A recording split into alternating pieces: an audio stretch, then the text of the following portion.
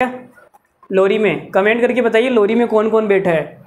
तो देखो, एक बाइक, एक वैन और एक लोरी की गति के बीच अनुपात 3:5:2 है। इनकी स्पीड का अनुपात दे रखा है 3:5:2। वैन की जो स्पीड है वो लोरी की स्पीड का 250% है, जो 12 घंटे में 360 किलोमीटर की दूरी तय करती है। तो बाइक और वैन की चालों का औसत कितना है?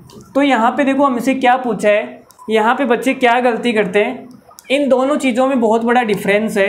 एक तो आपके सामने लिखा जाता है औसत चाल, एक आपके सामने लिखा जाता है औसत चाल इसमें, और एक आपके सामने लिखा जाता है चालों का औसत,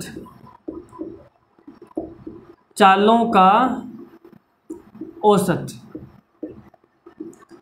तो देखो यहाँ पे आपसे औसत चाल पूछी गई है। औसत चाल का मतलब होता है टोटल डिस्टेंस बटा टोटल टाइम। लेकिन यहाँ से आपको क्या पूछा गया है, यहाँ से आपको औसत पूछा गया है। यहाँ आपको क्या पूछा गया है कि चालों का औसत बताओ। तो जो भी चाल दे रखी है उनका औसत निकालना है। और औसत हम किसे निकालते हैं? औसत निकालते हैं राशियों का योग बटा राशियों की संख्या।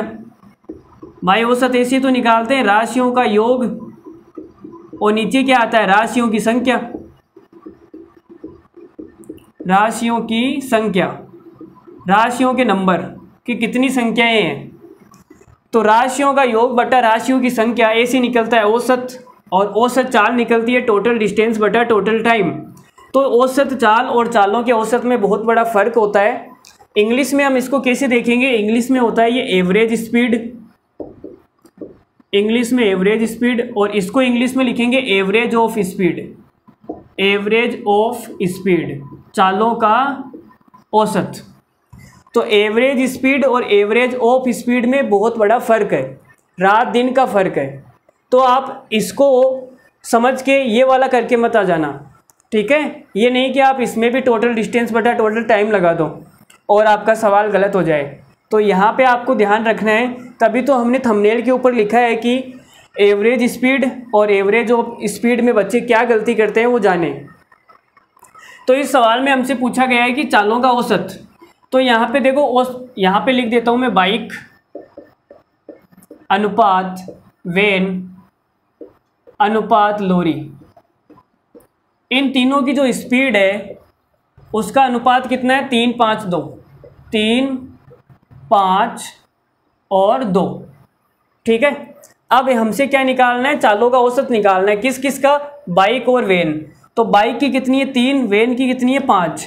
तो यहाँ पे आ जाएगा 3 + 5 बटे के अंदर 2, तो कितना आएगा? 4 आएगा, ठीक है? लेकिन 4 का मान कितना आएगा वो देखो। सवाल में बोला है वैन की गति लोरी की गति का 250% है, जो 12 घंटे में 360 किलोमीटर चलती है। भाई 12 घंटे के अंदर 360 किलोमीटर चलती है, तो 1 घंटे में कितनी चलेगी? आप बोलोगे 12 का भाग दे दो, 12 तिया 36, 30 किलोमीटर। और 1 घंटे में चलने वाली दूरी को हम क्या बोलते हैं? स्पीड। तो जो लोरी है, लोरी, इस लोरी की स्पीड कितनी आ गई? लोरी की स्पीड आ गई 30 किलोमीटर प्रति घंटा। अब यहाँ पे जो आएगी वो लोरी की स्पीड आएगी।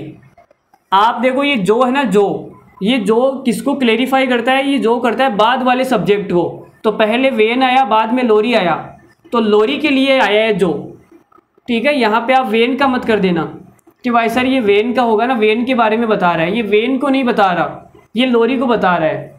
अगर आपने इंग्लिश अच्छे से पढ़ी है तो ये किसको बताएगा? लोरी को बताएगा, बाद वाले सब्जेक्ट को, ठीक है? तो 12 घंटे में 360 किलोमीटर जाती है, तो 1 घंटे में 30 किलोमीटर। तो हमारे पास में लोरी की स्पीड कितनी आ गई? 30 किलोमीटर प्रति घंटा। तो 2 की वैल्यू आ गई 30, तो 1 की वैल्यू कितनी आएगी? आप बोलोगे 15 किलोमीटर प्रति घंटा। 1 की वैल्यू 15 है, तो 4 की वैल्यू कितनी आ जाएगी? 4 की वैल्यू आ जाएगी आपके पास में 60 किलोमीटर प्रति घंटा। तो हमारा कौन सा ऑप्शन सही हो जाएगा? Option number A is the right answer, ठीक है? तो उम्मीद करता हूँ आपको एवरेज स्पीड और एवरेज ऑफ स्पीड के बीच में अंतर पता लगा होगा कि इनके बीच में क्या अंतर होता है।